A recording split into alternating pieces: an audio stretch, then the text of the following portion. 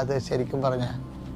അപ്പം നിങ്ങൾ എപ്പോഴും ഓർക്കണം, ഇപ്പം പിതാവിൻ്റെ കൃപാസനത്തെക്കുറിച്ചാണെങ്കിലും ആദ്യകാലം മുതൽ ഇതിനകത്തുള്ളതെല്ലാം പുതിയ പുതിയ ദൈവാനുഭവങ്ങളായത് കാരണം ഇതൊരു മൂവ്മെൻറ്റ് വരുമ്പോഴേ, ഇപ്പം കാരിസ്മാറ്റിക് മൂവ്മെൻറ്റ് തന്നെ വന്ന കാലത്ത് ഭയങ്കര വിമർശനങ്ങളല്ലായിരുന്നു.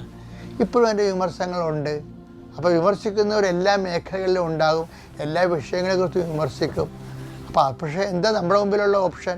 അവർ പറയണത് ശരിയാണോ? ശരിയാണെങ്കിൽ നമ്മളത് തിരുത്തണം. അല്ലെന്ന് പറഞ്ഞാൽ നമുക്ക് എന്നാ പ്രശ്നം? കാര്യം വളർത്തുന്നത് ആരാണ്? ദൈവം വളർത്തിയെന്നല്ല പറയണത്. 1 Corinthians 3:6 ഞാൻ നട്ടു അപ്പോളോസ് നനച്ചു, അപ്പോളോ നനച്ചു, എന്നാൽ ദൈവമാണ് വളർത്തിയത്. അപ്പോൾ ഒരു പ്രസ്ഥാനമായ ശുശ്രൂഷയെ വളരണത് എങ്ങനെയാ? ദൈവമാണ് അതിനെ വളർത്തുന്നത്, ഒരു സംശയമില്ല കാര്യത്തിൽ. ഇപ്പോൾ കൃപാസനത്തെ ദൈവം വളർത്തുന്ന ഒരു വലിയ മിഷൻ ഫീൽഡാണത്. ദൈവത്തിൻ്റെ കൈവെട്ടാൻ നടക്കാൻ പറ്റത്തില്ല. ഞങ്ങളെപ്പോലുള്ള പ്രവർത്തകർ എന്ത് ചെയ്യും? നടുകയും ചെയ്യും, നനയ്ക്കുകയും ചെയ്യും. അതേ ഞങ്ങൾക്കൂടെ പറഞ്ഞിട്ടുള്ളത്. ദൈവം തരുന്നത് ഞങ്ങൾ നടും, ഞങ്ങളുടെ കൂടെ ഉള്ളവർ അത് നനക്കും. പക്ഷെ വളർത്തുന്നത് ആരാണ്? ദൈവമാണ്. അപ്പോൾ വളർച്ചയെക്കുറിച്ച് ഞങ്ങൾക്ക് അവരങ്ങനെ വിമർശനമില്ല, വളരെ ഫ്രീ ആയിട്ട് സ്വാതന്ത്ര്യമായിട്ട് നിൽക്കുന്നത്. എന്താ കാര്യം? അവരെ നമ്മളെന്താണ് ചെയ്യേണ്ടത്? അവരെ അനുഗ്രഹിക്കുക മാത്രമേ ചെയ്യാവൂ. നമ്മൾ പറഞ്ഞിരിക്കുന്നത് എന്താണ്?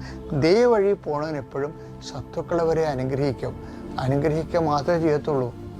പക്ഷേ നമ്മുടെ സത്യങ്ങൾ പറയാൻ നമുക്ക് ബാധ്യതയുണ്ട്. അത് മറച്ചു വെക്കരുത്. കർത്താവ് പറഞ്ഞിട്ടുണ്ട്, നീ വിളക്ക് മുറം കൊണ്ട് മൂടരുത്. അതുകൊണ്ട് നിങ്ങളോട് ഞാൻ എന്താ പറഞ്ഞിരിക്കുന്നത്? അങ്ങനെ വിമർശനങ്ങൾ കേൾക്കുമ്പോൾ നിങ്ങൾ അതിൻ്റെ അടിയിൽ നിങ്ങളുടെ അനുഭവങ്ങൾ പറയും. കള്ളത്തരമൊന്നും പറയരുത്. കൃപാസനത്തെ സംരക്ഷിക്കാൻ വേണ്ടി അങ്ങനെ പോരാളികളൊന്നും ആകേണ്ട ആവശ്യമില്ല. മറിച്ച് നിങ്ങൾക്ക് കിട്ടിയ ദൈവാനുഭവങ്ങൾ കിട്ടിയിട്ടുള്ള കാര്യങ്ങൾ മറ്റുള്ളവരെ അറിയിക്കാൻ നിങ്ങൾ ബാധ്യസ്ഥരാണ്. അതിൻ്റെ കാർഡിൽ കമൻറ്റ് ചെയ്യണം, എൻ്റെ അനുഭവം ഇതാണെന്ന് പറയണം. അങ്ങനെ എത്രയോ പേര് പറയുന്നുള്ളതറിയാവോ?